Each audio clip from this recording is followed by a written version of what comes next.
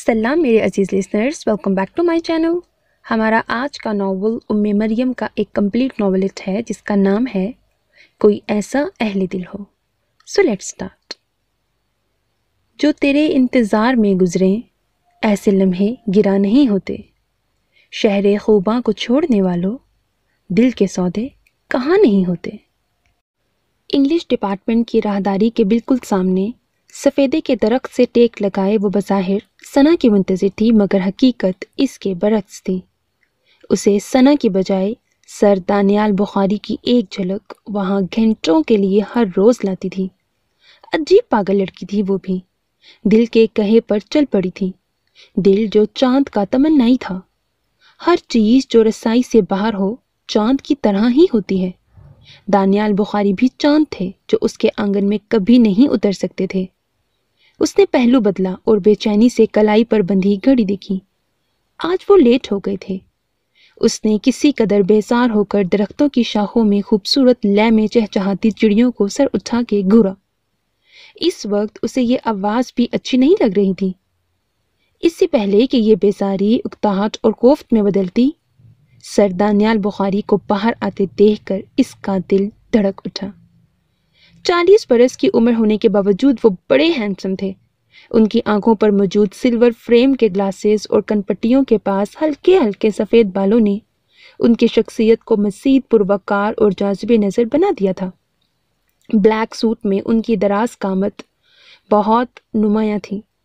وہ بہت قیمتی لباس نہیں پہنتے تھے، اس کے باوجود بڑے شاندار لگتے تھے۔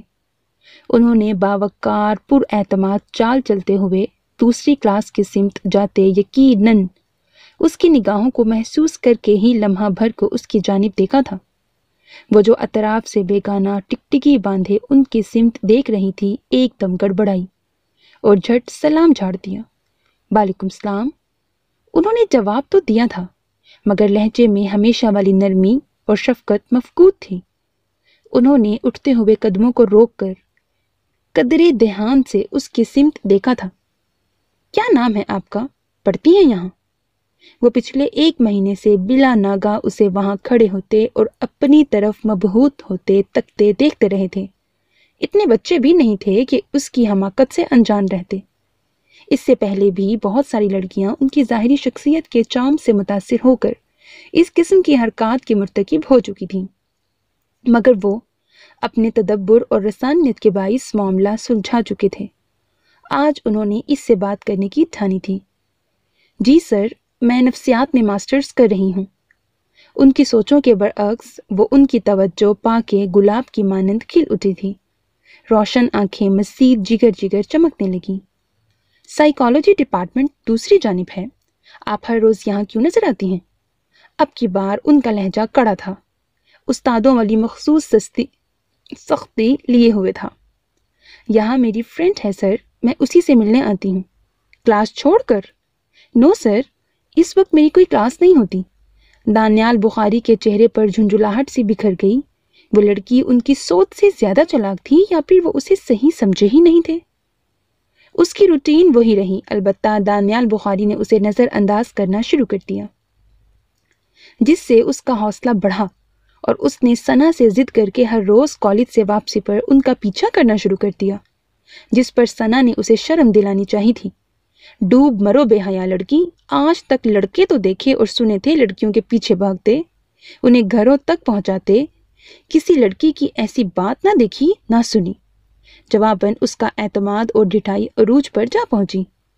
یہ 21ویں صدی ہے ثنا ڈارلنگ، اور اس میں وہ سب کچھ بھی ہوتا ہے جس کا کسی نے گمان تک نہیں کیا۔ کیا حرج ہے یار، ویسے بھی یہ بندہ مجھے اتنا اچھا لگتا ہے، جی چاہتا ہے بس اسے دیکھتی رہوں۔ اسی خواہش کو پورا کرنے کی ادنا سی کوشش ہے کہ اسے گھر تک چھوڑنے کی یقین دہانی کروں۔ بہت کچھ ملتا ہے مجھے۔ وہ دانت نکال رہی تھی جبکہ ثنا نے اسے گھورا تھا۔ یہ گاڑی میری ہے اور تمہارے ساتھ میرا بھی امیج خراب ہو رہا ہے۔ سر میرے بارے میں کیا سوچتے ہوں گے؟ ثنا کی پریشانی فطری تھی، مگر وہ ہنوز غیر سنجیدہ ہی تھی۔ تم ان سے کہہ دینا جو کچھ سوچنا ہے ابیر کے لیے سوچیں، خبردار جو کسی اور کا خیال بھی ذہن میں لائے تو۔ ڈٹائی کے اس مظاہرے پر ثنا نے بھنا کے اسے ایک گھونسا دے مارا تھا۔ میں نے ساری معلومات کروا لی ہے، انہوں نے اب تک شادی نہیں کی۔ بھاپ اڑاتا چائے کا مگ اس کے سامنے گھاس پر رکھ کر عبیر نے اہم اطلاع دی۔ ثنا نے چونک کر کتاب سے سر اٹھایا، اسے دیکھا۔ کیا مطلب؟ تمہیں کیسے پتہ چلا اس بات کا؟ یوں ہی پیچھا کرتی رہی ہوں میں ان کا، اس نے جواباً دانت نکوس کر اپنی کارکردگی سے متاثر کرنا چاہا اور ثنا ششدر رہ گئی تھی۔ سدھر جاؤ عبیر، کیوں کر رہی ہوں فضول حرکتیں؟ اپنی اور ان کی عمر تو دیکھو، کیا ہوا ہے عمر کو؟ اس بات کے آغاز سے ہی اس کی تیوری چڑھنے لگی تھی۔ وہ تمہارے باپ کی عمر کے ہیں، ثنا نے کسی قدر تلخی سے جواب دیا اور عبیر نے سر جھٹک کر بات اڑا دی۔ باپ کی عمر کے ہیں، باپ تو نہیں؟ پھر محبت تو عمر اور چہرے نہیں دیکھا کرتی۔ تمہیں ان سے محبت ہے؟ ثنا کو جیسے دھچکا لگا تھا۔ تو اور کیا میں جھک مار رہی ہوں؟ وہ برہم ہو کر غصہ بھری نظروں سے اسے گھورنے لگی۔ ثنا نے ہونٹ بھینچ لیے تھے۔ تم کیا سمجھتی ہو؟ حاصل کر لو کہ انہیں؟ میں کوشش کرنا چاہتی ہوں آخری حد تک۔ اس کا لہجہ مضبوط اور ٹھوس تھا۔ ثنا آنکھیں کھول کر اسے دیکھنے لگی۔ کیا کرو گی؟ اور عبیر نے اس سوال پر کاندھے اچکا دیے۔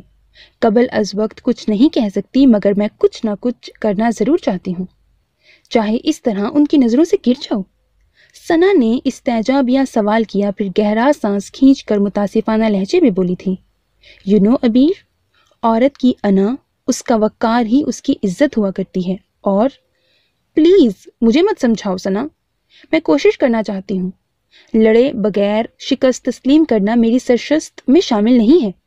اگر میں نے ایسا کیا تو عمر بھر افسوس رہے گا، اور میں ایسا نہیں چاہتی۔ اس نے گویا بات ہی ختم کر دی تو ثنا کے پاس بھی مزید کچھ کہنے کو نہیں رہا۔ نیکسٹ سین۔ کل کے ابر آلود اور بے تحاشا سرد موسم کے بعد آج مطلع بالکل صاف تھا، اور سردی بھی ایسی تھی جیسے سویٹر کے اوپر گرم شال لپیٹ کر اور پیروں میں موزے پہن کر انجوائے کیا جا سکتا تھا۔ چونکہ آج چھٹی تھی، اس کی طبیعت پر کسل مندی سی طاری تھی۔ چھٹی کا دن اس کی طبیعت پر پچھلے 1.5 ماہ سے بہت گرا گزرنے لگا تھا کہ اس دن سردانیال کو نہ دیکھنے کا خیال اسے جھنجھلاہٹ کے ساتھ ایک کمی اور کسک میں مبتلا کیے رکھتا تھا۔ یہی وجہ تھی کہ اس نے موڈ پر چھائی بیزاری سے چھٹکارا حاصل کرنے کو واک کا پروگرام بنا لیا تھا۔ ثنا تو چھٹی کے دن 12 بجے سے پہلے اٹھتی نہیں تھی، اور اس کے گھر میں ثنا کے سوا اور کسی سے بنتی بھی نہیں تھی۔ اس نے جاگرز پہنے اور شال اوڑھ کر چہل قدمی کرتی ہوئی باہر آ گئی۔ موبائل اس نے ساتھ لے لیا تھا، ہینڈ فری لگا کر سویٹر کی جیب میں رکھا اور میوزک انجوائے کرنے لگی۔ یخ بستہ سرد ہوائیں اس کے جسم کو چھو کر گزرنے لگی، مگر وہ مگن سی آگے بڑھتی گئی۔ کتار در کتار تن کن کھڑے درختوں کے بیچ سے گزرتے ہوئے وہ اپنے من پسند گوشے میں آ گئی، جہاں فطری حسن جا بجا بکھرا ہوا تھا۔ سرسبز شاداب درخت، ہری بھری گھاس، ڈھیر سارے جنگلی پھول، پھیلی ہوئی ہریالی، پرندوں کی چہچہاہٹ، پھولوں کی بھینی بھینی دل فریب مہک۔ وہ وہیں ایک درخت کے تنے سے ٹیک لگا کر کھڑی ہو گئی۔ موبائل بجنے پر اس نے نمبر دیکھا جہاں دادا کا نام روشن ہو رہا تھا۔ ہیلو دادا، گڈ مارننگ۔ السلام علیکم بیٹا، کیا حال ہے؟ دادا نے جواباً خوش دلی کا مظاہرہ کیا۔ وہ گہرا سانس بھر کے نروٹھے پن سے بولی، آپ کو کیا؟ میں جیسی بھی ہوں، آپ نے کون سا آ کر مجھے پوچھنا ہے؟ ارے اتنی ناراض؟ یہاں اپنی سہیلی کے پاس جا کر پڑھنے کا فیصلہ تو تمہارا اپنا تھا بیٹا، وہ پچکار کر کہہ رہے تھے۔ وہ منہ بنا کر پھر بولی، مگر دادا آپ مجھ سے ملنے بھی تو نہیں آتے نا، میں اکیلی اداس بھی تو ہو سکتی ہوں۔ دادا اتنے بوڑھے ہو کر اتنا سفر کیسے کریں؟ تم آ جایا کرو نا، ہفتے 15 دنوں کے بعد۔ انہوں نے لمحہ بھر کا توقف کیا، پھر جیسے کچھ یاد آنے پر بولے تھے، اور ہاں، وہ تمہاری ماما بھی تم سے ملنے آنا چاہ رہی ہیں، ہو سکتا ہے 1-2 دن میں آئیں۔ کیوں؟ اس نے ابرو اچکا کر پوچھا تھا، پھر کسی قدر بدتمیزی سے بولی، انہیں کہیں نہ ہی آئیں تو اچھا ہے، مجھے وہ بالکل اچھی نہیں لگتی دادا، ہر وقت نصیحت روک ٹوک۔ ایسے نہیں کہتے بیٹا، ماں ہے وہ تمہاری، اچھا برا تمہیں سمجھانا اس کا فرض ہے۔ اگر میری تربیت ایسی ہی ضروری تھی تو وہ کیوں مجھے آپ کے پاس چھوڑ گئی تھی؟ पापा की वफात के बाद अगर वो अपनी 2 वक्त की रोटी कमा कर खा सकती थीं तो मुझे भी खिला देती। मेरा नन्हा सा वजूद बहुत भारी था उन पर। तेज तेज बोलते उसकी आवाज भरा गई तो उसने सख्ती से होंठ भींच लिए। तब दादा ने बहुत संजीदगी से पूछा था, तुम अपने दादा के साथ खुश नहीं? क्या मेरी मोहब्बत में, मेरी तवज्जो में कोई कमी रह गई है अबीर? अबीर के आंसू पलकों की बाढ़ फलांग कर गालों पर उतर आए थे। उसने खुद पर बहुत जब्त किया और भीगी रुंधी आवाज में जवाबन कहा, कोई कमी नहीं है दादा, ना मोहब्बत में ना तवज्जो में, मगर मामा की बेहिसी मुझे डिप्रेस करती है। अगर उन्होंने दोबारा शादी भी नहीं की तो फिर किसके खौफ से चोरों की तरह मुझसे मिलने आती हैं? उसका लहजा एहतजाजी था, शिकवों से भरपूर मगर महरूमी से टूटा हुआ। हर किसी की अपनी मजबूरियां होती हैं बेटा, तुम इन बातों को ना सोचा करो। दादा ने धीरे से समझाया मगर आज भी वो समझना नहीं चाहती थी। कैसी मजबूरियां दादा? ये सिर्फ ढकोसले हैं। ओके ओके दादा की जान, तुम फिक्र ना करो, सब ठीक हो जाएगा इंशाल्लाह। दादा ने इसी किस्म की तसल्लियां देकर फोन बंद कर दिया मगर वो पूरा दिन इस रंजीदगी के हिसार में रही थी। Next scene. काली घटाएं उमड़ कर आईं और देखते ही देखते मौसम खुशगवार हो गया। सर्द मौसम के हमरा फिजा में तैरता धुंधला गुबार और बाआवाज बरसती बूंदें। कॉलेज आध घंटे के अंदर खाली हो गया मगर वो बड़े बेपरवाह से अंदाज में वहीं बेंच पर बैठी आइसक्रीम से लुत्फ अंदोज होती रही। निगाहों के सामने पार्किंग में रेड आल्टो खड़ी थी, जिसका मतलब था सर दानियाल अभी अपने ऑफिस में ही हैं और उसके इत्मीनान की असल वजह भी यही थी।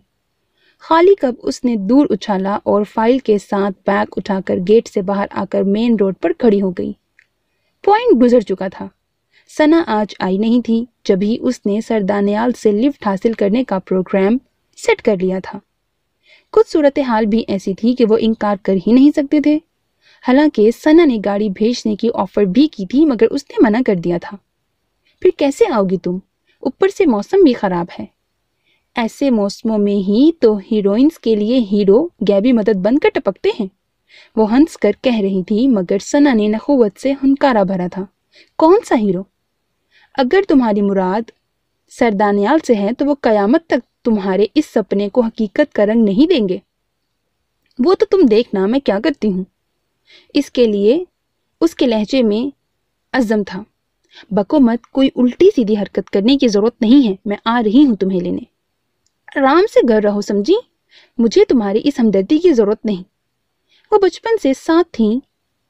मरी कॉन्वेंट से दोस्ती की आगाज हुआ और ये दोस्ती इतनी खास हो गई थी कि अबीर ने सना की खातिर इस्लामाबाद के कॉलेज में एडमिशन लिया था। दोनों के मज़ाजों में बहुत फ़र्क था, इसके बावजूद दोस्ती मिसाली थी।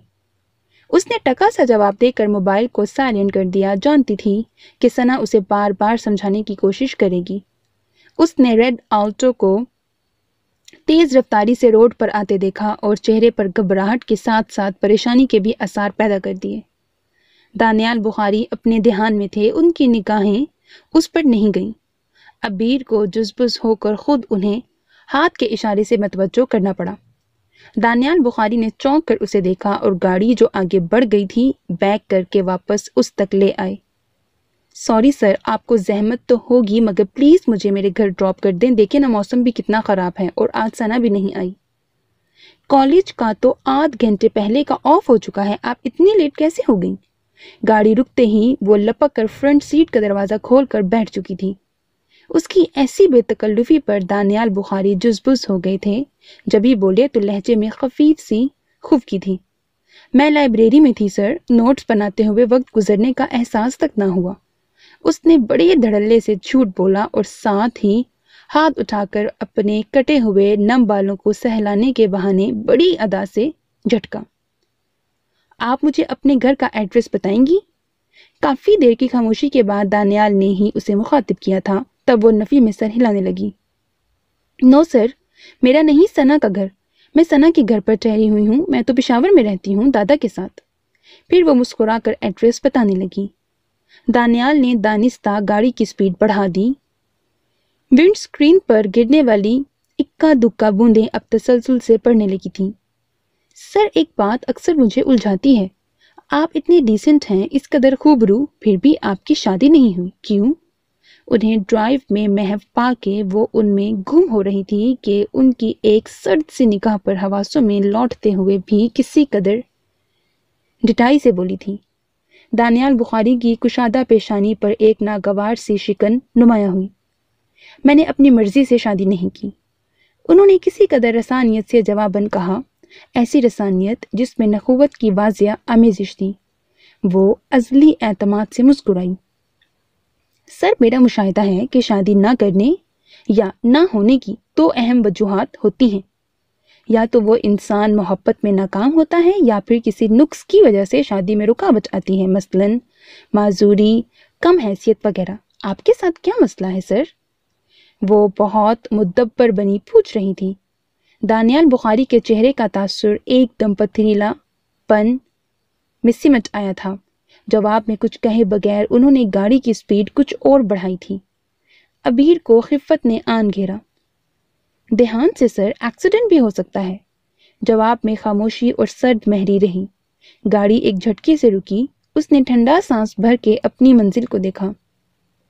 تھینکس اے لاٹ سر، ریئلی یہ سفر میری زندگی کا سب سے یادگار، حسین اور خوشگوار سفر ہے۔ ویسے آپ نے میری بات کا جواب نہیں دیا سر۔ کسی قدر جذب اور سنجیدگی سے کہتی وہ آخر میں پھر پٹری سے اتر گئی تھی۔ کسی بھی انجان اور غیر شناسا مسافر کو لفٹ دینے کا مطلب یہ نہیں کہ میں ان راہ چلتوں کے ساتھ اپنے پرابلم بھی شیئر کرنا شروع کر دوں۔ اور ہاں، آپ کے لیے یہ سفر یادگار یا خوشگوار ہو، مگر میرے لیے میرے ضبط اور برداشت کی حد تھا۔ آئندہ میں کسی کو لفٹ دینے سے شاید گریز کروں گا۔ گاڑی ایک جھٹکے سے آگے بڑھ گئی۔ عبیر سرد اور بھیگے موسم کے باوجود جیسے جل اٹھی تھی۔ اتنا تکبر اور غرور، آپ کو یہ مہنگا بھی پڑ سکتا ہے سر۔ وہ سلگتی ہوئی اندر چلی آئی تھی۔ کہاں مر گئی تھی؟ آنٹی تمہارا انتظار کر کر کے چلی گئیں بیچاری۔ کون آنٹی؟ اس نے استفہامیہ نگاہوں سے اسے دیکھا۔ جواباً ثنا نے اسے کھا جانے والی نظروں سے گھورا۔ تمہاری ماما اور کون؟ بہت اچھا ہوا چلی گئی، مجھے ان سے ملنے کا کوئی شوق بھی نہیں، وہ انتہائی بدتمیزی سے کہتی واش روم میں چلی گئی۔ 15 منٹ کا شاور لے کر آئی تو سردی سے دانت بج رہے تھے۔ ثنا نے آنکھیں پھاڑ کے اسے دیکھا تھا۔ پاگل ہو تم؟ اتنی سردی میں بات لینے کی کیا ضرورت تھی، وہ بھی ٹھنڈے پانی سے؟ آگ لگی ہو تو ٹھنڈے پانی سے ہی بجھانی چاہیے۔ وہ بال سلجھاتے ہوئے مسلسل کپکپا رہی تھی۔ موڈ کیوں آف ہے؟ سر نے تو عزت میں برکت نہیں ڈال دی؟ ثنا نے بغور اس کا سرخ چہرہ دیکھا جو اس سوال پر کوئلے کی طرح سے دہکا تھا۔ وہ اپنے آپ کو سمجھتے کیا ہیں؟ ثنا نے آتش دان میں مزید لکڑیاں جلاتے ہوئے گردن موڑ کر اسے دیکھا، یعنی اس کا قیاس درست تھا۔ اسے تعصب نے گھیر لیا۔ ایک ساتھ ہی بہت سارا ایندھن آتش دان میں ڈال کر وہ اس کی سمت گئی۔ میں تمہیں سمجھاتی تھی نا کہ تم مجھے اب بھی مت سمجھاؤ۔ میں پیچھے نہیں ہٹوں گی، مگر میں انہیں بتاؤں گی کہ عورت کا انتقام کتنا بھیانک ہو سکتا ہے۔ وہ مٹیاں بھینچ کر پھنکاری۔ ثنا نے ٹھٹک کر اسے دیکھا تھا۔ ایسا کیا کہہ دیا ہے انہوں نے کہ تم یوں آپے سے باہر ہو رہی ہو؟ اور عبیر، ایک بات تم بھول رہی ہو، تم ایک لڑکی ہو اور یہ حرکتیں لڑکیوں کو زیب نہیں دیتی۔ تم چپ رہو اچھا؟ مجھے تمہارے مشوروں یا نصیحتوں کی ضرورت نہیں ہے۔ وہ دبے ہوئے لہجے میں چیخی تو ثنا نے خاموشی میں ہی عافیت جانی۔ اسے سمجھانے کا کام پھر کسی وقت پر چھوڑ دیا۔ نیکسٹ سین۔ یہ آپ کی ڈاک ہے سر۔ ابھی وہ کالج سے آ کر فریش ہو کر چائے پی رہے تھے جب ملازم نے کچھ لفافے ان کے سامنے لا کر رکھے۔ انہوں نے سب چھوڑ کر سفید بند لفافہ اٹھایا جس کی پشت پر پشاور کی مہر بتا رہی تھی کہ بھیجنے والا کون ہے۔ چائے کا کپ ٹیبل پر رکھتے ہوئے انہوں نے پہلے سگریٹ سلگایا، پھر لفافہ چاک کر کے اندر سے طے شدہ کاغذ نکالا۔ السلام علیکم۔ جیتے رہو۔ کیسے ہو برخوردار؟ کبھی کبھار تو مجھے لگتا ہے تم اپنے آغا جان کو بھلا بیٹھے ہو۔ جاتے ہو تو مدتوں پلٹ کر خبر نہیں لیتے۔ تمہیں تو یہ بھی بھول جاتا ہے کہ تمہارے انتظار میں لگی آنکھیں عمر کے آخری مراحل طے کر رہی ہیں۔ بجھتے ہوئے دیے کی لو تو آندھی کے ایک کمزور جھونکے سے بھی دم توڑ سکتی ہے بیٹا۔ کب تک کسی نامراد کی وجہ سے خود کو سولی پر لٹکائے رکھو گے؟ اب بس کر دو اور مان جاؤ، میری زندگی میں یہی خوشی مجھے دے دو کہ یہ بوڑھا سکون سے مر سکے۔ ویسے اگر تمہیں اعتراض نہ ہو تو میرے پاس تمہارے لیے ایک معقول رشتہ ہے، وہ بھی ذمہ داری ہے میری، تمہاری طرح، اگر تمہیں اس کا ساتھ قبول ہو تو۔ بیٹا، یہ کسی احسان کا بدلہ نہیں مانگ رہا، بس خواہش ظاہر کر رہا ہوں۔ ضروری نہیں کہ تم اسی جگہ شادی کرو، اپنی پسند بتا دو، میں جی جان سے اسے تمہارے لیے مانگنے جاؤں گا۔ تنہائی زہر قاتل ہے دانیال، اور میں تمہیں یہ زہر پیتے نہیں دیکھ سکتا۔ بس اب فیصلہ کر لو، اپنا بہت خیال رکھنا۔ جواب کا منتظر، تمہارا آقا جان۔ دانیال بخاری نے خط واپس رکھ دیا۔ ان کی آنکھوں کی سرخی گہری ہونے لگی تھی، عجیب کشمکش میں پڑ گئے تھے۔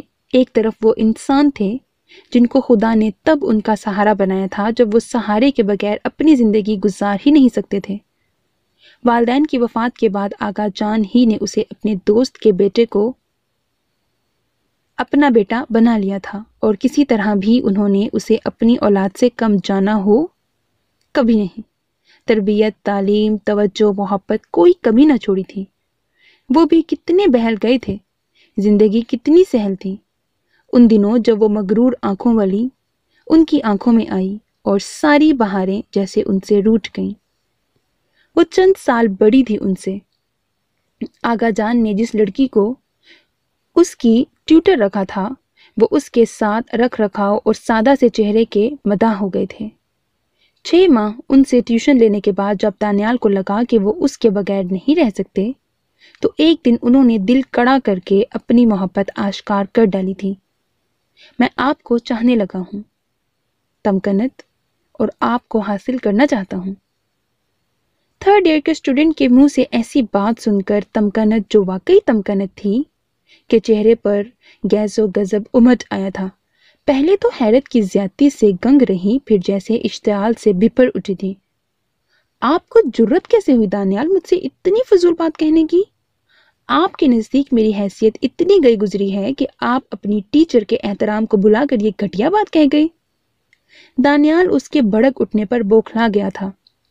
18 سال کی عمر کا وہ ایک جذباتی لڑکا ضرور تھا، مگر یہ واحد لڑکی تھی جس کے لیے اس نے بہت انوکھے جذبے محسوس کرنے کے باوجود بہت احترام سے سوچا تھا۔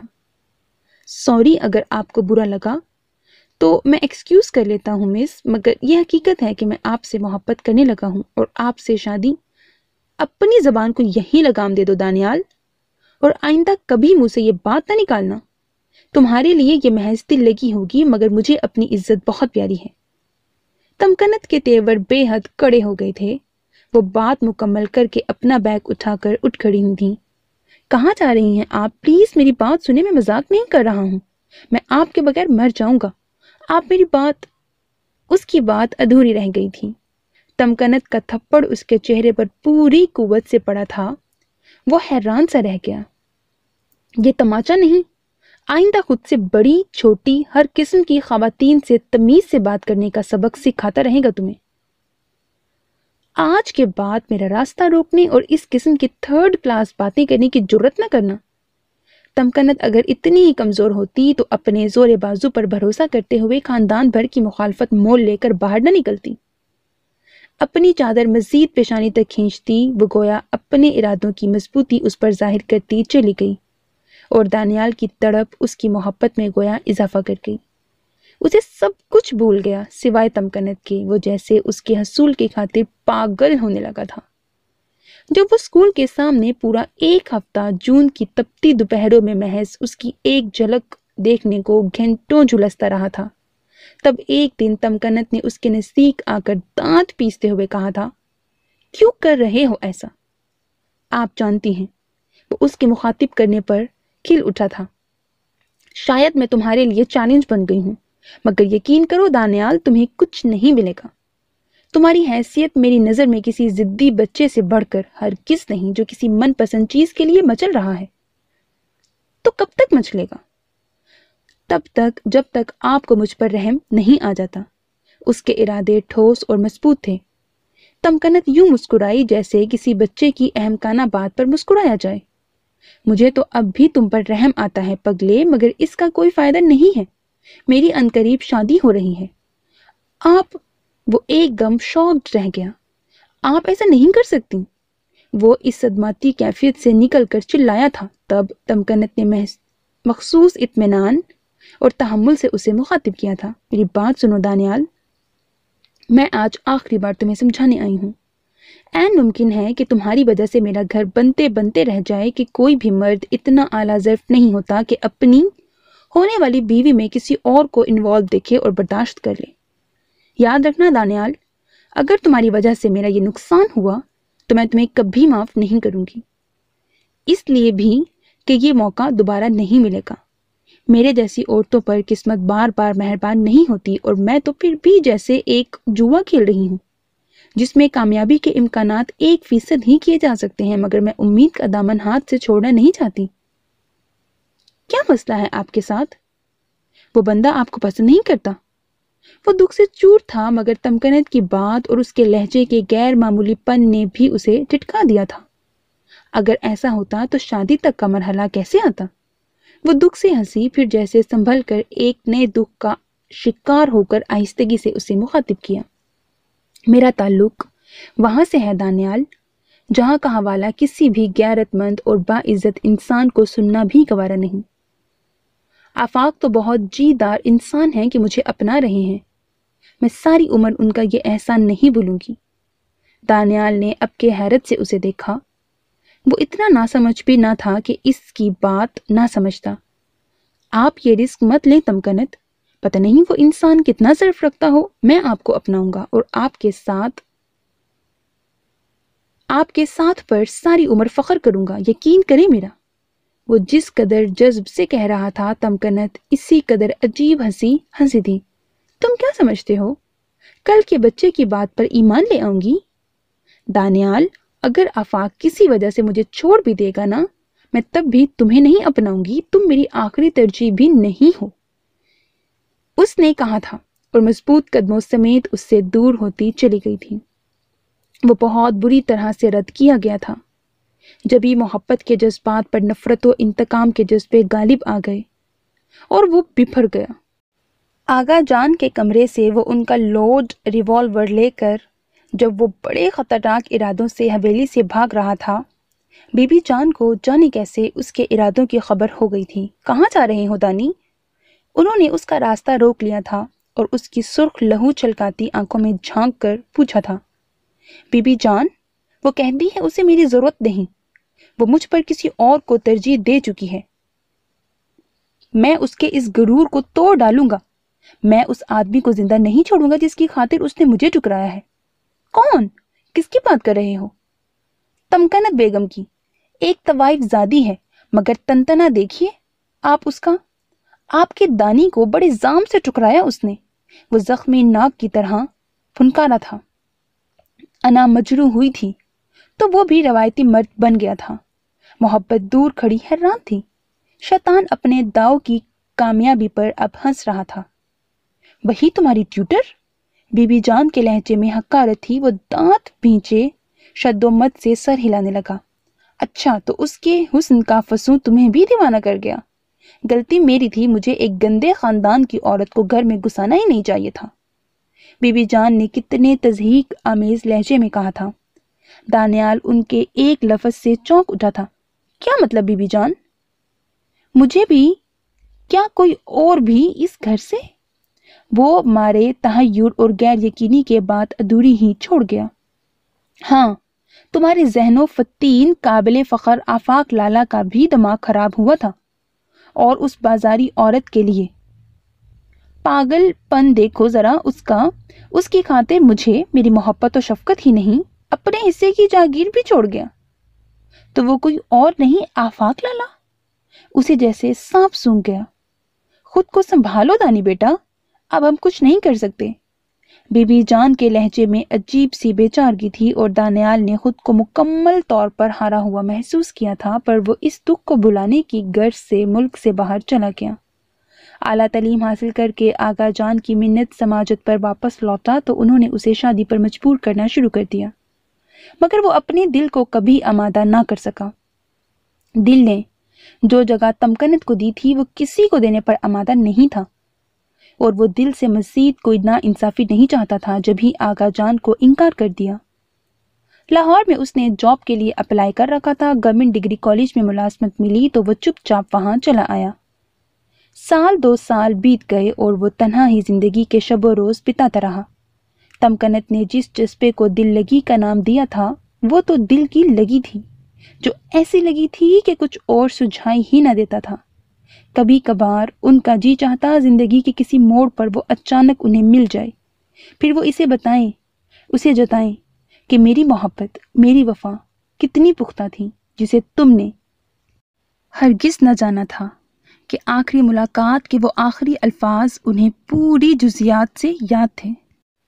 اگر زندگی کے کسی موڑ پر تمہارا اپنا منتخب کرتا ہم سفر تمہیں دگا دے جائے تو مجھے آواز دے لینا تمکنت، اس لیے کہ میں تمہارا انتخاب نہ صحیح مگر تم سے محبت میں سچا ضرور ہوں، اور اس سچائی کا، میری وفا کا اعتبار تمہیں میری وہ تنہائی دلائے گی جو میں کسی کا ہاتھ نہ تھام کر اپنے لیے خود تجویز کر رہا ہوں۔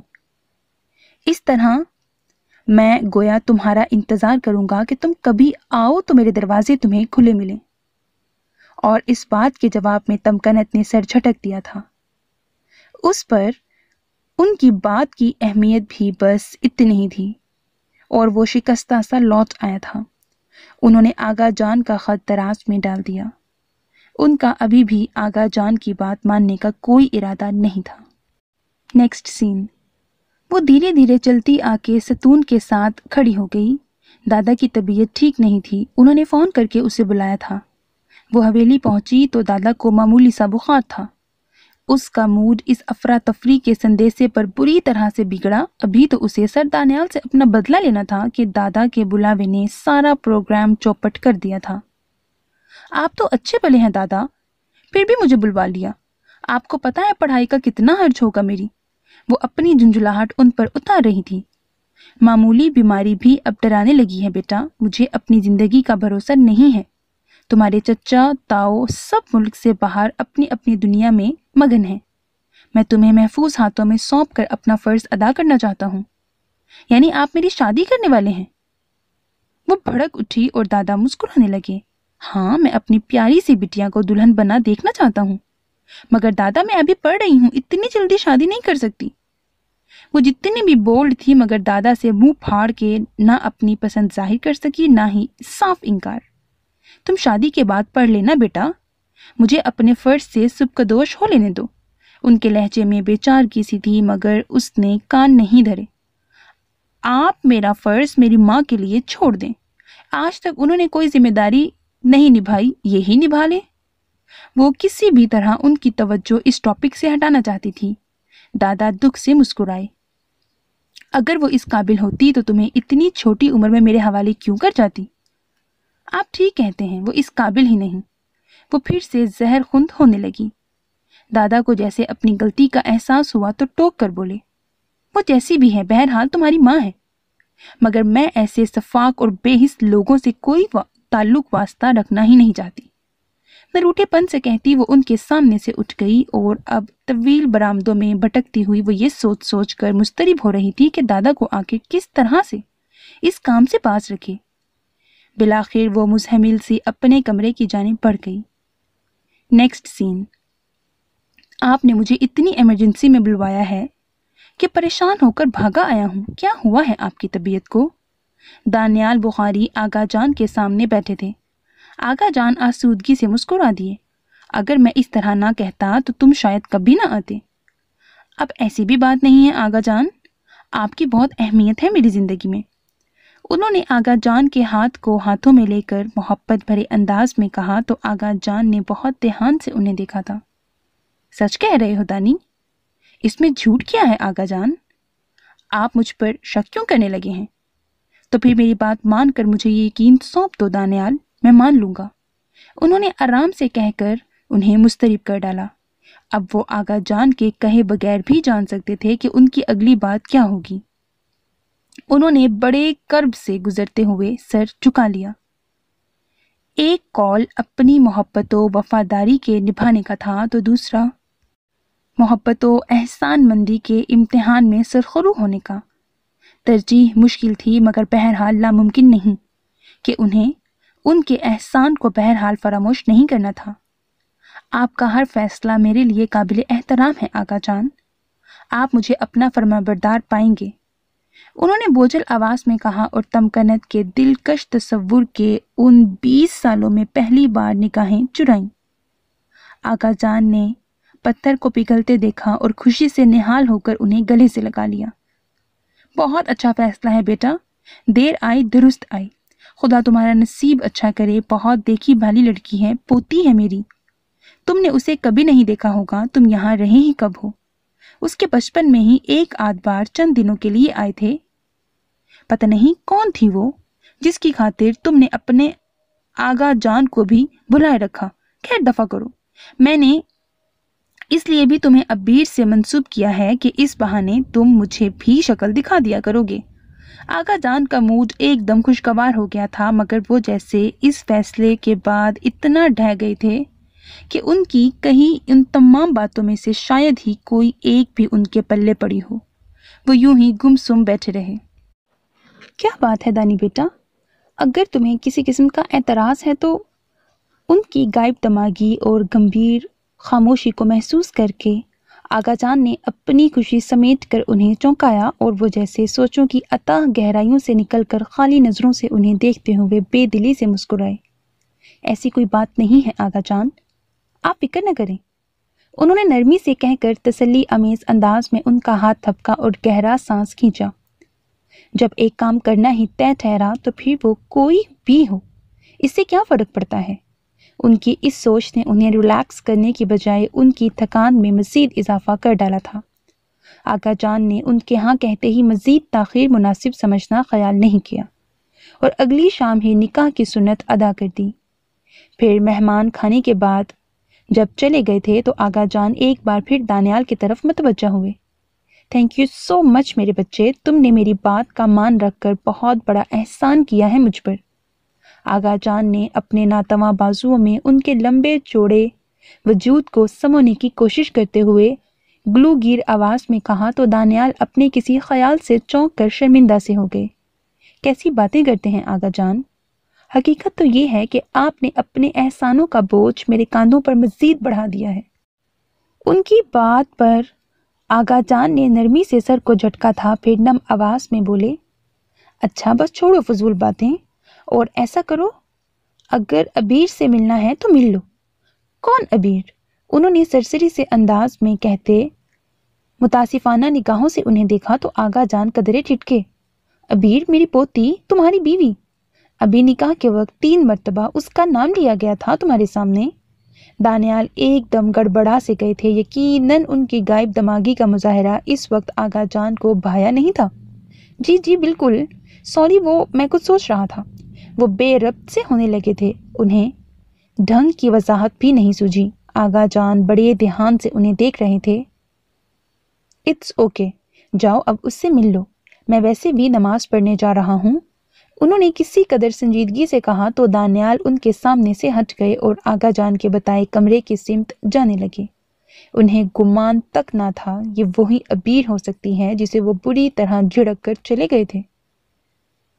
وہ عجیب دلہن تھی جس کے ہاتھوں پیروں پر حنا مہکی تھی، نہ تن پر سرخ جوڑا تھا، بنا کسی زیور گہنے کے، بنا کسی سنگھار کے بھی وہ اس پل صرف تازہ غسل سے ہی نکھر کر گویا 14ویں کے چاند کی مانند جگمگانے لگی تھی۔ دادا کے فوری نکاح کے آرڈر پر وہ جھنجھلاہٹ کا شکار ہوئی، انکار کر دینے کی نیت سے دادا کے کمرے کی جانب آئی تو یہاں دانیال بخاری کو دیکھ کر پتھر کی ہو گئی۔ ان کی بات چیت کو سن کر اسے یوں لگا جیسے وہ فرش سے یک لخت عرش پر جا چکی ہو۔ معجزہ ہی تو ہوا تھا، جو ناممکن تھا وہ ممکن ہونے جا رہا تھا، تو یہ خوش بختی اس کے نصیب کی تھی جسے اس نے پوری آمادگی کے ساتھ قبول کر لیا تھا۔ جائیے سر، ابیر نے آپ کی تمام خطاؤں کو معاف کیا۔ نکاح نامے پر سائن کرتے ہوئے اس نے بڑی انوکھی ترنگ میں آ کر سوچا تھا، سب کچھ اتنی ایمرجنسی میں ہوا تھا، اس کا حلیہ بھی عجیب سا ہو رہا تھا۔ قاضی صاحب کے کمرے سے جاتے ہی وہ الماری سے اپنا سب سے اچھا جوڑا نکال کر واش روم کی سمت بھاگی اور دانیال کے آنے سے قبل وہ بہت اچھی طرح تیار ہونا چاہتی تھی۔ اتنا تو اسے بھی پتا تھا کہ اب بہت جلد ان سے سامنا ہوگا اس کا، مگر اتنی جلدی کی اسے امید نہیں تھی۔ بات لے کر وہ واش روم سے نکلی تو دروازے پر بہت مدھم انداز میں دستک ہو رہی تھی۔ یقیناً ملازمہ ہوگی، کھانا لے کر آئی ہوگی۔ اس نے اسی قیاس سے اندر آنے کی اجازت دی اور خود گنگناتے ہوئے گیلے بال تولیے سے خشک کر کے تولیہ بیڈ پر اچھال دیا۔ برش اٹھانے کو ڈریسنگ ٹیبل کی سمت مڑی اور ڈریسنگ ٹیبل کے آئینے میں دکھائی دیتے دانیال کے ساکن عکس کو تکتے اس کی گنگناہٹ ہونٹوں میں ہی دم توڑ گئی۔ وہ بھرپور شوخ مسکراہٹ کے ساتھ ان کی سمت ایک جھٹکے سے پلٹی، جو حیرت اور شاید رنج سے پتھر بنے یک ٹک اسے دیکھ رہے تھے۔ اس کی آنکھوں میں فتح کا خمار چمک بن کر اترا اور ناز سے مسکرایا۔ آپ کو مجھے یہاں دیکھ کر حیرت تو ہوئی ہوگی نا سر، مگر دیکھ لیں، راہ چلتی وہ لڑکی آج آپ کی شریک حیات کے روپ میں آپ کے سامنے موجود ہے۔ تم عبیر، تم؟ وہ جیسے صدمے، رنج اور کسی عظیم نقصان پر ششدر تھے۔ ہاں میں۔ بتائیے آپ کو اپنی منکوہا کے روپ میں کیسی لگی ہوں؟ وہ گیلے بال جھٹکتے ہوئے عین ان کے سامنے آ رکی۔ جدید تراش خراش کے سوٹ میں اس کا ہوش اڑاتا سراپا حواسوں پر بجلیاں گرا رہا تھا۔ وہ اس پر دوپٹے سے بے نیاز تھی اور اس نے اس تکلف میں پڑنے کی ضرورت بھی محسوس نہیں کی تھی۔ دانیال کو اس کی بے باکی بہت شدت سے محسوس ہوئی تو لب بھینچتے ہوئے نگاہ کا زاویہ بدل ڈالا۔ آپ یقیناً دھوکے میں مارے گئے ہیں سر۔ اگر آپ کو پتہ چل جاتا تو آپ انکار کر دیتے۔ میں بھی انکار کرنے ہی آ رہی تھی، مگر آپ کو دیکھا اور ارادہ بدل لیا۔ کیا کھیل کھیلا ہے نا نصیب نے، مجھے ہاری ہوئی بازی دی اور آپ کو جیتی ہوئی بازی ہرا دی۔ وہ کھلکھلا کر ہنس رہی تھی۔ دانیال نے بھینچے ہوئے ہونٹوں کو اور بھی سختی سے بھینچ لیا اور کچھ کہے بغیر قدم دروازے کی سمت بڑھا دیے۔ ارے ارے، کہاں جا رہے ہیں آپ؟ یہ تو بتاتے جائیے کہ اب میں آپ کو کیا کہوں، دانیال صاحب یا پھر سر یا سرتاج؟ اس کی آنکھوں میں شوخی اور شرارت تھی تو آواز میں بھرپور کھنک۔ ان کا بازو پکڑے وہ بڑے ناز سے پوچھ رہی تھی۔ انہوں نے ایک جھٹکے سے اپنا ہاتھ اس کی گرفت سے نکال لیا۔ آغا جان کے مجھ پر لا تعداد احسانات ہیں اور میں ان احسانوں کی عوض تمہیں اپنانے پر مجبور ہوا ہوں۔ جیسے بھی صحیح میری زندگی میں آ کر شامل ہو گئی ہو تو بس یہ بتانا ضروری سمجھتا ہوں کہ مجھے بے باک اور بولڈ لڑکیاں پسند نہیں ہیں۔ انہوں نے بے حد ٹھہرے ہوئے لہجے میں بے حد نخوت سے کہا اور پلٹ کر دروازہ پار کر گئے۔ عبیر نے ان کی بات سنی اور جیسے سن کر اڑا دی۔ وہ بڑے دھیان سے تیار ہو رہی تھی، مگر اس وقت اس کے ارمانوں پر اوس گر گئی جب شام کو دادا سے ملاقات پر پتہ چلا کہ دانیال واپس لاہور جا چکے ہیں۔ کیوں دادا؟ کیا آپ کے یہ لے پالک بیٹے صاحب اتنے مصروف ہیں کہ اپنی شادی کا پہلا دن بھی اپنے گھر پر نہیں گزار سکے؟ وہ اس صدمے سے نکلی تو توہین کے احساس سے سلگ گئی۔ دادا نے بہت حیرت کی نگاہ سے اس کا غصہ دیکھا۔ خیریت ہے نا بیٹا؟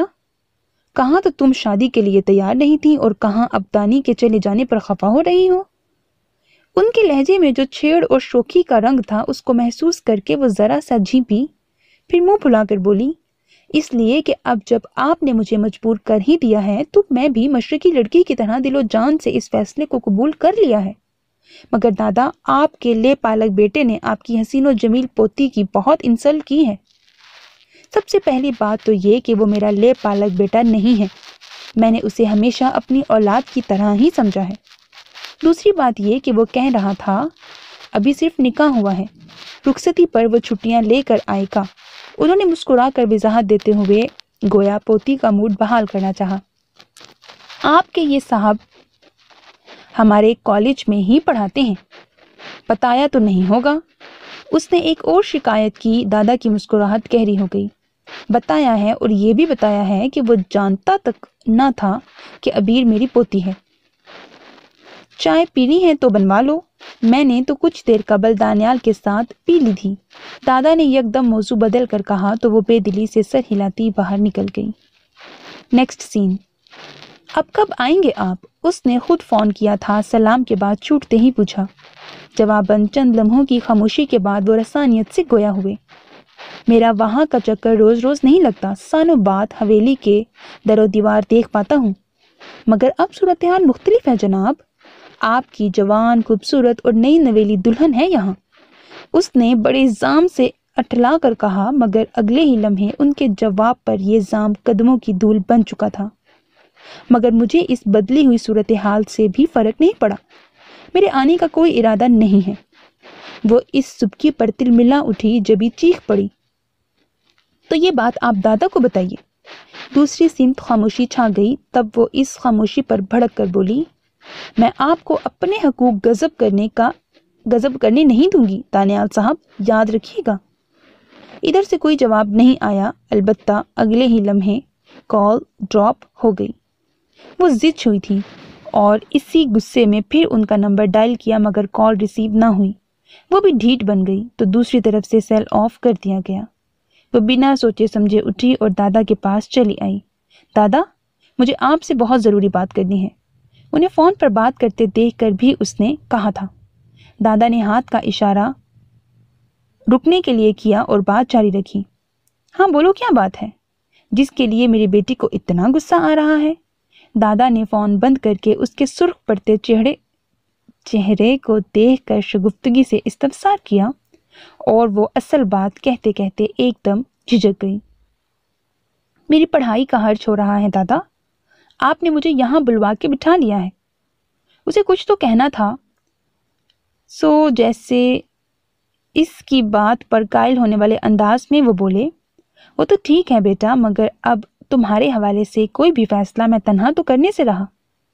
اس روز بھی دانیال نے کوئی بات نہیں کی۔ ان کا پرسوچ انداز دیکھ کر عبیر کو تاؤ آنے لگا۔ انہوں نے نہیں کی تو آپ کر لینا، ویسی بھی ضرورت ہماری ہے، ان کی نہیں۔ ٹھیک ہے، تم فکر نہ کرو، میں بات کروں گا اس سے۔ ان کی نرمی سے کہنے پر وہ کسی حد تک مطمئن ہو کر وہاں سے اٹھ گئی۔ نیکسٹ سین۔ السلام علیکم۔ وہ لان میں جھولے پر بیٹھی تھی، گود میں پروین شاکر کی کتاب بھی، کانوں میں ہینڈ فونز لگائے ہوئے تھے۔ ایک ٹائم میں وہ میوزک بھی سن رہی تھی، کتاب بھی پڑھ رہی تھی اور جھولا بھی جھول رہی تھی، مگر حقیقت یہ تھی کہ دل کسی چیز میں بھی لگ نہیں رہا تھا۔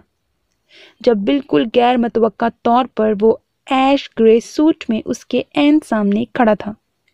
وعلیکم السلام، کیسی ہیں؟ انہوں نے کسی قدر سرسری سے انداز میں جواب دیا تھا۔ جواباً اسے شوخی سوجھ گئی۔ آپ کے سامنے ہوں، آپ بتائیے نا کیسی ہوں؟ ویسے آج تک جتنے بھی لوگوں نے مجھے دیکھا ہے، ہر کوئی یہی کہتا ہے کہ بہت خوبصورت ہوں۔ اپنے روبرو پاتے ہی خوشی، فخر اور تبسم اس کے انگ انگ سے عیاں ہونے لگا تھا۔ آقا جان موجود ہے نا؟ وہ اس کی بات سرے سے اگنور کر گئے۔ عبیر کے اندر توہین کے سلگتے احساس نے آگ لگا دی۔ وہ تل ملا کر اٹھی اور آگے بڑھتے ہوئے ان کا ہاتھ پکڑ کر زوردار جھٹکا دیا۔ ایک بات بتائیں، آپ خود کو کیا سمجھتے ہیں؟ اس کے چہرے اور اس کی آنکھوں سے بھی بھاپ نکل رہی تھی۔ انہوں نے آہستگی سے اس کا ہاتھ ہٹا دیا۔ فضول باتیں مت کرو، وہ آہستگی سے کہہ کر قدم بڑھا چکے تھے جب اس کی مدھم مگر بھیگی آواز پر ٹھٹکے تھے۔ میں نے آپ سے محبت کی ہے سر، مجھے اس طرح سے اگنور کر کے اتنی بڑی سزا مت دیں۔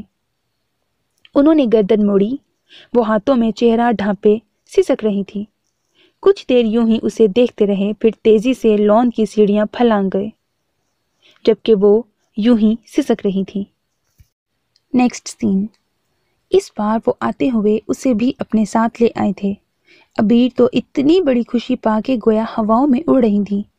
گھر پہنچ کر انہوں نے سب سے پہلے شاور لیا، پھر اسے دیکھ کر بولے تھے، میں کھانا لے آتا ہوں، اس دوران اگر تم فریش ہونا چاہو تو۔ سر، میرا خیال تھا آپ مجھے ثنا کے گھر چھوڑ دیں گے، مگر thank you sir, thank you for this honour. اس کی آواز خوشی سے کانپ رہی تھی۔ دانیال نے نظر بھر کے اسے دیکھا اور گہرا سانس کھینچا تھا۔ مجھے اگر اپنا فرض اور ذمہ داری نہ نبھانی ہوتی تو میں یہ نکاح نہ کرتا۔ پھر آغا جان کے حوالے سے بھی تم میرے لیے بہت اہم ہو، مگر عبیر ایک پرابلم ہے۔ دیکھو، یہ سب کچھ اتنا اچانک ہوا ہے کہ میں مینٹلی اپسیٹ ہو کر رہ گیا ہوں۔ اس دوران میں کچھ عرصہ سنبھلنے کے لیے لینا چاہتا تھا مگر تم نے، خیر اب تم میرے مسئلے کو سمجھو۔ ایک حادثے نے مجھے برف کر دیا تھا۔ یہ برسوں کی برف ہے جسے پگھلنے میں وقت تو لگے گا۔ کون سا حادثہ؟ وہ اٹھ کر ان کے نزدیک آ گئی۔ اتنی نرمی، اتنے سبھاؤ سے بات کرنے پر اسے ناقابل بیان خوشی ہوئی تھی۔ اس سوال پر دانیال نے بے اختیار نظریں چرائیں اور لب بھینچ لیے۔ وہی محبت، میں نے اتنا عرصہ آپ کو…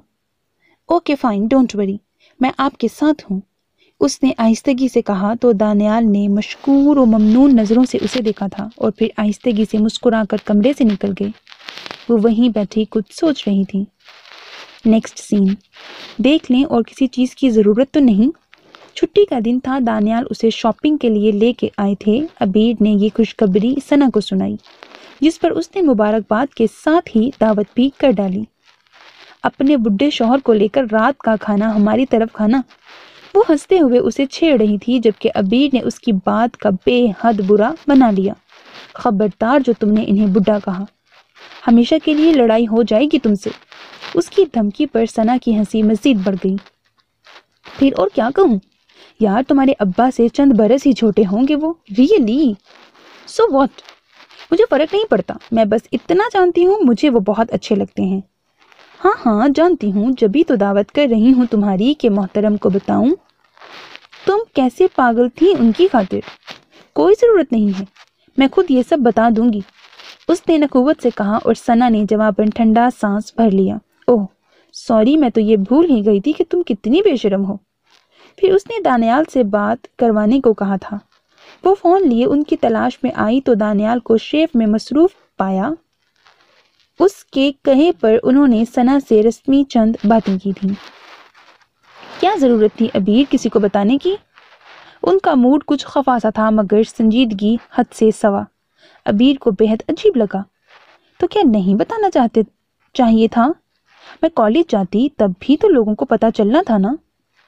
میں نے کہا تھا مجھے کچھ ٹائم چاہیے مگر آپ بھول گئی ہوں گی اپنی بے پایا خوشی میں۔ ان کے لہجے میں خفیف سا طنز امٹ آیا۔ عبیر کچھ بھی کہے بغیر پلٹ گئی تھی۔ اس شام جب انہوں نے اسے خریداری کے سلسلے میں اپنے ساتھ چلنے کو کہا تھا تو صبح کی بدمزگی کا اثر ابھی زائل نہیں ہوا تھا۔ جبھی وہ رکھائی سے بولی تھی، مجھے ساتھ لے کر جائیں گے تب بھی لوگوں کو ہمارے رشتے کی خبر ہو سکتی ہے سر۔ اس سے پہلے بھی آپ اکیلے یہ کام کرتے رہے ہیں نا؟ لیکن وہ میرے اپنے کام تھے، مجھے خواتین کے لیے شاپنگ کرنا نہیں آتی پلیز۔ انہوں نے کچھ دیر بہت دھیان سے اسے دیکھتے رہنے کے بعد متوازن لہجے میں کہا اور عبیر مزید انکار نہیں کر پائی۔ مزید کچھ چاہیے؟ جب اسے کپڑے، جوتے، کاسمیٹکس، ضرورت کی دوسری بیشتر اشیاء دلا چکے تب انہوں نے اس سے سوال کیا اور وہ جو ان کی سنگت میں بے حد خوش اور مگن سی تھی بے اختیار مسکرا دی۔ مجھے آپ چاہیے تھے سر، تھینک گاڈ کہ آپ مجھے مل گئے۔ اتنا واضح اظہار ان کے چہرے پر ایک رنگ سا آ کے گزر گیا مگر وہ اپنی بات نہیں دہرا سکے کہ مجھے بے باک لڑکیاں پسند نہیں ہیں۔ پتہ نہیں کیوں انہوں نے دانستہ خاموشی اپنا لی تھی اور وہ ان کے ہمراہ چلتی ہوئی ایک دم سے رک گئی۔ آپ نے ابھی تک مجھے رونمائی گفٹ نہیں دیا دانیال۔ میں نے ابھی تک آپ کو اپنی دلہن بھی نہیں بنایا۔ ڈونٹ وری، ایسا جب کروں گا پہلے آپ کو گفٹ ضرور دوں گا۔ جواب میں ہمیشہ والی سنجیدگی اور نخوت نہیں تھی بلکہ اس پل ان کی آنکھوں میں تبسم کی ایک ننھی سی کرن بھی چمکی تھی۔ اس کے چہرے پر اپنے جواب سے بکھر جانے والی جھیپ کو انہوں نے استحقاق بھری نگاہوں سے دیکھا تھا اور مسکرا کر اس کا ہاتھ پکڑے گاڑی کی سمت ہو لیے تھے۔ نیکسٹ سین، دادا کا اچانک عمرے کا ہی ارادہ بن گیا تھا یا پھر انہوں نے آگاہ ہی اب کیا تھا؟ انہیں اپنے پاس بلوانے کی بجائے وہ خود ملنے چلے آئے تھے۔ میں نے سوچا زندگی میں ایک بار تو پوتی کو اس کے گھر میں بستا دیکھ آؤں۔ انہوں نے اس کی پیشانی پر بوسہ ضبط کرتے ہوئے کہا تو عبیر کا دل جانے کیوں ڈوب سا گیا۔ ان کا ہاتھ پکڑ کر آہستگی سے بولی تھی، عمرے سے واپسی پر میں آپ کو حویلی میں تنہا نہیں رہنے دوں گی دادا، بس آپ میرے ساتھ رہیں گے۔ نہ بیٹا، باپ دادا بیٹیوں کے گھر میں قیام نہیں کیا کرتے۔ لیکن دادا یہ آپ کے بیٹے کا گھر ہے۔ دانیال آپ کے بیٹے نہیں ہیں کیا؟ ہاں ہاں کیوں نہیں، وہ مسکرائے۔ تو پھر بس آپ نے واپسی پر یہیں رہنا ہے ہمارے ساتھ۔ دادا بس مسکرا کر رہ گئے۔ نیکسٹ سین۔ دانیال ایک بات کہوں، وہ کالج جانے کو تیار ہو رہے تھے جب وہ ناشتے کی ٹرے لیے بیڈ روم میں آ گئی تھی۔ حکم کیجیے۔ انہوں نے چائے کی گرہ لگاتے ہوئے آئینے میں اسے دیکھا تھا۔ مجھے ماما سے ملوانے لے چلیں گے؟ کہاں ہوتی ہیں وہ؟ دانیال کی تیاری مکمل ہو گئی تو وہ ٹیبل کے نزدیک آ کر ناشتے کی طرف متوجہ ہوئے۔ خانی وال کا کوئی گاؤں ہے، دادا بتاتے ہیں جب میرے بابا کی ڈیتھ ہوئی تو میں صرف 2 سال کی تھی اور ماما مجھے دادا کے پاس چھوڑ گئی تھی۔ دادا نے ہی مجھے اپنے پاس رکھا، جب ذرا بڑی ہوئی تو پھر ہاسٹلز میں، پھر دادوں کا بھی انتقال ہو گیا تھا۔ کیا انہوں نے دوسری شادی کر لی تھی جو تمہیں آغا جان کے سپرد کر دیا؟ انہوں نے چائے کا سپ لیتے ہوئے استفہامیہ نگاہوں سے اسے دیکھا تھا۔ اس نے کندھے اچکا دیے۔ شاید، پتہ نہیں، دادا نے مجھے کبھی ان کے متعلق کچھ بتایا ہی نہیں۔ ہمیشہ یہی کہتے ہیں کہ میری ماں کی کچھ مجبوریاں تھیں۔ ویسے میں تو سمجھتی تھی آپ کو علم ہوگا، آپ کا بھی تو بہت گہرا تعلق تھا نا حویلی سے۔ میرا تعلق بس آغا جان اور بی بی جان سے تھا۔ حویلی کی باقی خواتین کا مجھ سے بہت سخت پردہ تھا، جبکہ آغا جان کے بیٹوں کے ساتھ کبھی میری دوستی نہ ہو سکی۔ وہ سب پہلے ہاسٹلز میں تھے، پھر اعلیٰ تعلیم کے لیے باہر چلے گئے۔ میں ویسے بھی ان سے چھوٹا تھا۔ انہوں نے بہت تفصیلی جواب دیا تھا۔ عبیر نے ٹھنڈا سانس بھرا۔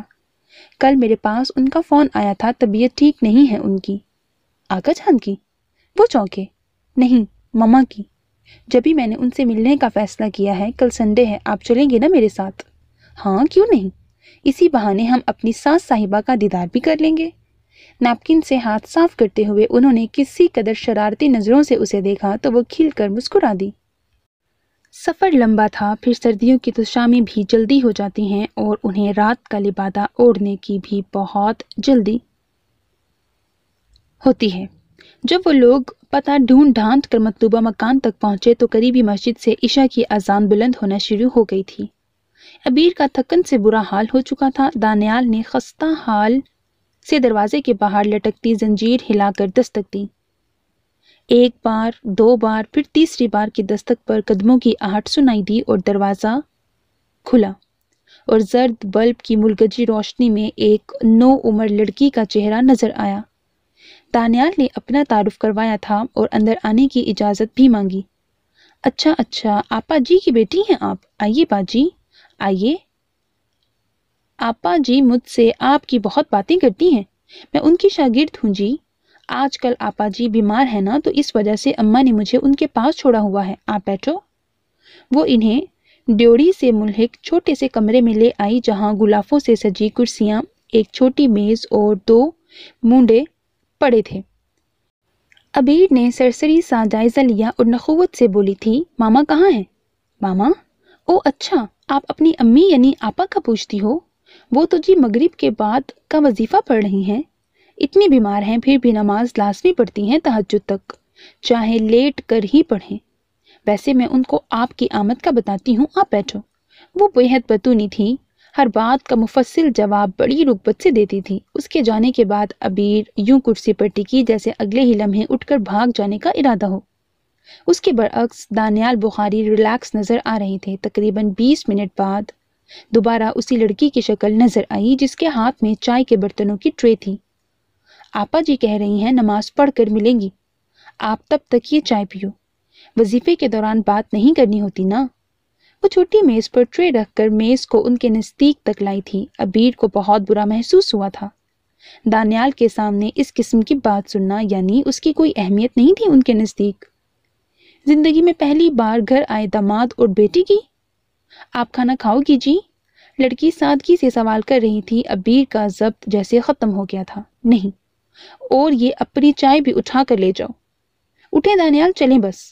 وہ ایک جھٹکے سے اٹھی، اس کا چہرہ ضبط سے سرخ ہو رہا تھا۔ لڑکی ہونک نظر آنے لگی۔ دانیال نے چونکتے ہوئے عبیر کو دیکھا، پھر تحمل سے بولے، بیٹا آپ جاؤ، چائے ہم خود بنا لیں گے۔ کھانے کے لیے تکلف نہ کرنا، جو کچھ گھر میں پکا ہے وہی کھا لیں گے۔ لڑکی عبیر کے تیور سے خائف ہو چکی تھی، سر ہلاتی عجلت میں باہر نکلی۔ تب دانیال عبیر کی سمت متوجہ ہوئے۔ کام ڈاؤن ابیر، کیا ہو گیا ہے؟ آپ نے دیکھا؟ اس سے بڑھ کر بھی بے عزتی ہوگی بلا؟ انہیں ہم سے ملنا تک گوارا نہیں۔ اس کا گلا رند گیا اور آواز بھر آ گئی۔ دانیال نے اٹھ کر اس کے نزدیک آنے کے بعد نرمی اور آہستگی سے اسے اپنے ساتھ لگا کر تھپکا، پھر رسانیت سے بولے، ایسی کوئی بات نہیں ہے ابیر، انہوں نے ملنے سے انکار تھوڑی کیا ہے، عبادت میں مصروف ہیں، تمہیں برا نہیں ماننا چاہیں گے، ریلیکس۔ نرم گرم فوار کی طرح برستا دھیما لہجہ، اپنائیت اور محبت کا مظہر، ان کی گرفت نے اس کے غصے پر نرم فوار کا کام کیا تھا۔ انہوں نے نرمی سے اس کے آنسو پوچھے، پھر اسے کرسی پر بٹھا کر چائے بنا کر دی۔ لڑکی کچن میں مصروف تھی، برتنوں کی مدھم کھنک سے یہ اندازہ بخوبی ہو رہا تھا۔ اسی لمحے آہٹ سے ہوئی۔ دانیال نے دروازے کی سمت دیکھا تو کوئی خاتون سر تاپا سفید چادر میں لپٹی ہوئی کھڑی تھی، مگر خاتون کے قدم دہلیز پر ہی تھم گئے تھے۔ ابیر، تم ابھی اور اسی وقت واپس چلے جاؤ۔ ان کا لہجہ تحکمانہ تھا اور دانیال نے ایک نظر میں جیسے سالوں کے فاصلے طے کر لیے تھے۔ تمکنت، احساس ذلت سے ان کا چہرہ سرخ پڑ گیا، پھر وہ لمبے لمبے ڈگ بھرتے گھر سے باہر نکل گئے، جبکہ ابیر بھڑک اٹھی تھی۔ مجھے بالکل اچھا نہیں لگا آپ کا یہ گریز۔ آپ ساری زندگی مجھ سے کسی چوری کے مال کی طرح چھپی رہیں، کیوں؟ آپ نے اپنے جیتے جی مجھ سے دستبرداری اختیار کیے رکھی، مجھ سے ملنا کبھی گوارا نہ کیا۔ اگر کبھی آئیں بھی تو گھڑی دو گھڑی کے لیے۔ آپ کو احساس تک نہ تھا کہ آپ کی یہ حرکت میری تشنگی، میری پیاس کو کیسے بڑھاوا دیتی ہے۔ اب جب کہ میں آپ سے خود ملنے آئی تو آپ نے پھر بھی شکل دکھانا گوارا نہ کیا، اور اب کہہ رہی ہیں میں یہاں سے ابھی چلی جاؤں۔ مجھے یہ بتائیں، آپ اتنی بے حس کیوں ہیں؟ آپ ماں بنی ہیں تو ممتا کے احساس سے کیوں محروم ہیں؟ ابیر گھٹی گھٹی سسکیوں کے درمیان تیز تیز بول رہی تھی، آنسو اس کی آنکھوں سے مسلسل بہہ رہے تھے۔ دانیال بخاری نے اس سچویشن میں خود کو عجیب محسوس کیا تو خواہ کھنکار کر گویا اپنی موجودگی کا احساس دلایا۔ ابیر کے ساتھ وہ بھی پلٹی تھی اور اگلے ہی لمحے انہوں نے بہت سرت سے اپنا چہرہ ڈھانپا تھا۔ ابیر کو ان کی اس حرکت سے آگ لگ گئی۔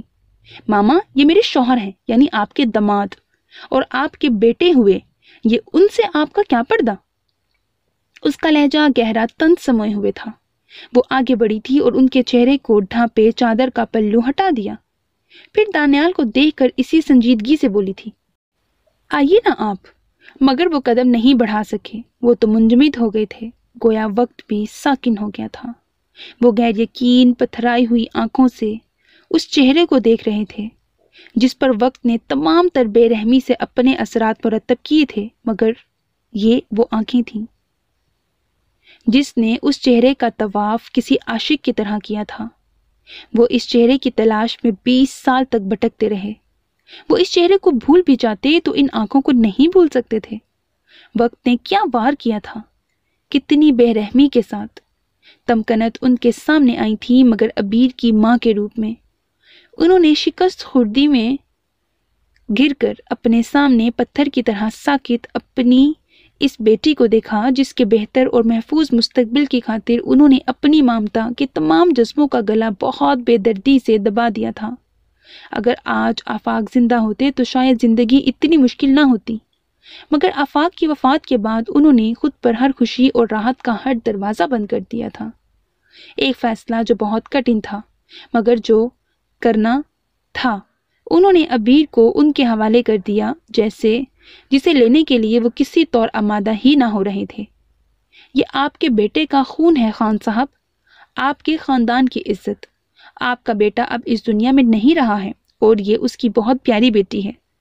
اپنا جگر کاٹ کر آپ کے حوالے کرنے پر مجبور ہوئی ہوں تو اس کی وجہ میرے حالات ہیں، اور وہ تو جوان سال بیٹے کی موت کا سن کر ہی ڈھہ گئے تھے۔ تمکنت کی بات اتنی غلط بھی نہ تھی، انہوں نے بچی کی کفالت اپنے ذمہ لے لی۔ اس کے بعد بھی تمکنت پر زندگی کڑی ہی رہی تھی، اور وہ ایسی گئی کہ پھر پلٹ کر نہیں آئی تھی جب ہی زندگی کی ہر سختی کو برداشت کر لیا اور بچیوں کو درس قرآن کی تعلیم ایک مدرسے میں دینا شروع کر دی۔ پہلے تو مدرسے کے حجرے میں ہی رہائش کا انتظام ہو گیا، پھر وہ مدرسے کسی وجہ سے بند ہوا تو وہ اس مکان میں آ گئی اور محلے کی بچیوں کو پڑھانے لگی۔ محلے والے بہت احترام سے پیش آتے اور بے شک اللہ ہی سب کا محافظ اور رازق ہے۔ زندگی گزرتی گئی۔ وہ کبھی کبھار جب دل بہت وحشت سے بھر جاتا تو عبیر کو دیکھ آتی۔ اسے ان سے بڑے شکوے تھے مگر وہ مجبور تھیں۔ اب بھی اس کی شادی کی خبر پر جتنی آسودہ ہوئی تھیں یہ وہی جانتی تھیں، ورنہ سجدوں میں ان کی صرف ایک ہی التجا تھی خدا سے، عبیر کے اچھے ساتھی کی۔ یہ آپ کو جانتے تھے؟ کون؟ وہ ہکلا گئیں۔ دانیال اور کون؟ یہ آپ کو ایسے کیوں دیکھتے رہے؟ اف، کیا کچھ نہ تھا ان کی نگاہوں میں؟ شناسائی، ہیجان، او میرے خدایا! وہ سر جھٹکنے لگی۔ کسی اچھے بھروسے کے آدمی سے تو تمہارے دادا نے تمہاری شادی کی ہے نا؟ ان کا دل عجیب سے انداز میں دھڑکا تھا۔ عبیر کی بات پر وہ بہت بے چین ہو گئی تھی۔ یہ دانیال ہیں، بہت بھروسے کے آدمی ہیں دادا کے، بچپن سے انہی کے پاس رہے ہیں، ان کے لیے پالک بیٹے ہیں، شاید آپ کو جانتے ہوں گے مگر کیسے؟ وہ الجھ کر کہہ رہی تھی۔ اور تمکنت؟ وہ اس تعارف، اس حوالے کو پاتے ہی ٹھٹک گئیں۔ نگاہوں کے آگے سے جیسے سارے پردے اٹھنے لگے تھے۔ یادداشت پر دانیال اب بہت واضح طور پر ابھر آیا تھا اور ان کا چہرہ سفید پڑتا جا رہا تھا۔ ان کے پہلو میں اچانک بہت زور کا ناقابل برداشت درد اٹھا اور وہ کراہ کر نیچے بیٹھتی چلی گئیں۔ نیکسٹ سین۔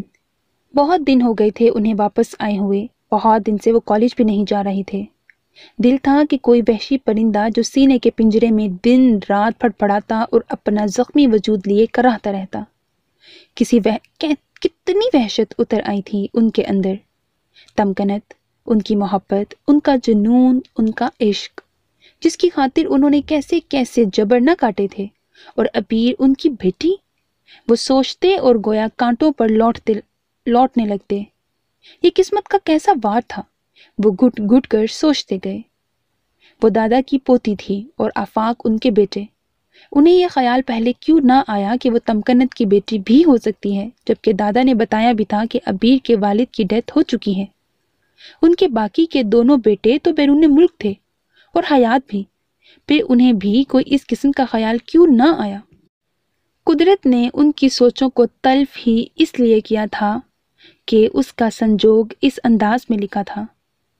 بہت دنوں بعد وہ ذرا سنبھلے تھے اور درد سے پھٹتے سر کے ساتھ اپنے لیے چائے بنانے آئے تھے۔ ایک عجیب سی افسردگی، دل شکستگی ان کے ہمراہ تھی۔ اس لڑکی کا کیا قصور تھا؟ تم سے بہت محبت کرتی ہے، دماغ نے ملامت کا آغاز کیا اور دل اداسی کے ساتھ بغاوت اور سرکشی بھی سمیٹ لایا۔ میرا کیا قصور تھا کہ میری اتنی چاہتوں کے باوجود میری محبت نہیں ملی؟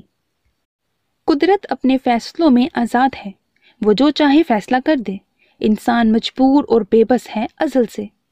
دماغ نے پھر سے توجیہ دی اور وہ لب بھینچ کر بھاری دل کے ساتھ کچن سے نکل کر لاؤنج میں آئے تو ان کا سیل بج رہا تھا۔ خاموش ماحول میں یہ آواز بہت واضح تھی۔ وہ چونک کر متوجہ ہوئے اور آگے بڑھ کر جب فون اٹھایا تو وہ بند ہو چکا تھا۔ انہوں نے کال چیک کی، عبیر کی تھی۔ گزرے ہوئے دنوں میں متعدد بار یہ نمبر ڈائل کیا گیا تھا اور بے شمار میسج جنہیں انہوں نے پڑھے بغیر سیل فون واپس رکھ دیا۔ ابھی پلٹے بھی نہیں تھے کہ بیل پھر سے بجنے لگی۔ اس بار نمبر نیا تھا۔ انہوں نے تھکے ماندے سے انداز میں کال ریسیو کی۔ دانیال، آپ مجھ سے بات نہیں کرنا چاہتے ہیں نا؟ میرا نمبر دیکھ کر آپ دانستہ کال نہیں ریسیو کر رہے تھے، ہے نا؟ وہ رو رہی تھی۔ دانیال ہونٹ بھینچے کھڑے رہے۔ اس کی سسکیاں تیز ہو گئیں۔ میرا کیا قصور ہے دانیال؟ پھر میں نے تو آپ سے بہت محبت بھی کی تھی۔ اہل دل تو بہت حساس ہوتے ہیں، کسی کو دانستہ دکھ نہیں دیتے۔ آپ نے بھی تو محبت کی تھی کسی سے۔ ماما چلی گئی ہیں دانیال، وہ مر گئی ہیں، اور اگر آپ نے مجھے اپنے گھر میں جگہ نہ دی تو پھر میں بھی اپنی ماما کے پاس چلی جاؤں گی۔ اس نے روتے ہوئے فون بند کر دیا تھا، اور دانیال، وہ اس خبر پر شاکڈ رہ گئے تھے۔ ان کے آس پاس ایک ہی آواز تھی، ماما مر گئی ہیں۔ وہ بے دم سے انداز میں صوفے پر گر گئے تھے۔ نیکسٹ سین۔ دانیال اسے لینے آ گئے تھے۔ وہ گاڑی میں آ کر بیٹھ بھی گئی تھی، تب بھی جیسے بونچ کی ہی تھی۔ پتہ نہیں وہ اتنی شاکڈ کیوں تھی۔ دانیال کے اچانک آ جانے سے وہ ایک دم رو پڑی تھی۔ دانیال بخاری نے ایک نظر اس کے روتے لرزتے سراپے پر ڈالی اور گہرا سانس بھر کر اپنا ہاتھ تسلی کے انداز میں اس کے کاندھے پر رکھا۔ ٹیک اٹ ایزی ابیر۔ ابیر نے جیسے کسی خواب سے چونکتے انہیں دیکھا، پھر ہاتھوں میں چہرہ ڈھانپ کر بے تحاشا رو پڑی۔ دانیال بخاری کے ٹوٹنے بکھرنے کے مراحل سے گزرتے اعصاب ایک دم کشیدگی کا شکار ہوئے تھے۔ آئی ایم سوری ابیر کہ میری وجہ سے تمہیں اس ذہنی اذیت کا شکار ہونا پڑا۔ ان کا لہجہ بوجھل تھا۔ تھینکس دانیال، ورنہ میں تو سمجھی تھی ماما کے بننے کے بعد میں پھر اکیلی رہ جاؤں گی۔ شاید آپ مجھے قبول نہ کریں۔ دانیال نے اس بات پر سرخ آنکھوں سے اسے دیکھا اور ہونٹ باہم پیوست کر لیے۔ ہاں تم یہی سمجھتی رہو، یہی مناسب ہے۔ میرا بھی برم رہ گیا ہے، ورنہ اصل حقیقت جان لینے کے بعد تم بھی میری طرح عمر بھر کی اذیت کا شکار ہوگی۔ یہ تقدیر کا فیصلہ ہے، اور قدرت کے فیصلے ہمارے لیے بہتر ہی ہوتے ہیں، چاہے ہم سمجھیں یا نہ سمجھیں۔ مجھے یہ بات سمجھنے میں ذرا وقت لگا ہے، مگر سمجھ لی ہے۔ اگین سوری، میں بھی ایک عام مرد سے مختلف ثابت نہیں ہو سکا شاید۔ ان کا لہجہ بوجھل تھا۔ ابیر نے ان کے کاندھے سے سر اٹھا کر انہیں دیکھا اور نفی میں گردن کو جنبش دی۔ نہیں دانیال، آپ عام انسان نہیں ہیں، آپ تو فرشتہ رحمت بن گئے ہیں میرے لیے۔ ارے ابھی میں اتنا بھی اچھا نہیں ہوں؟ بے فکر رہو، اپنے گھر اور بچوں کی دیکھ بھال میں اگر تمہاری کوتاہی محسوس کی تو بہت سختی سے گرفت کروں گا تم پر۔ انہوں نے محض ماحول کی سوگواری دور کرنے کو موڈ کو خوشگوار بناتے ہوئے کہا تو بچوں کے ذکر پر ابیر کو ٹوٹ کر شرم آئی اور اپنی پلکیں جھکا کر وہ سرخ چہرے کا رخ پھیر گئی۔ دانیال تو اسے دیکھتے ہی رہ گئے تھے۔ ارے واہ، تم تو شرماتی ہوئی اچھی خاصی لگتی ہو بھائی۔ اس کا مطلب ہے مجھے بچوں کا تذکرہ کرتے رہنا چاہیے تاکہ تم شرماتی تو رہو۔ ان کا موڈ واقعی ہلکا پھلکا ہو گیا تھا۔ ابیر کے چہرے کی سرخیوں میں اضافہ ہونے لگا۔ وہ بھرپور یقین کے ساتھ کھڑکی کے پار سڑک پر بھاگتی دوڑتی ٹریفک کو دیکھنے لگی۔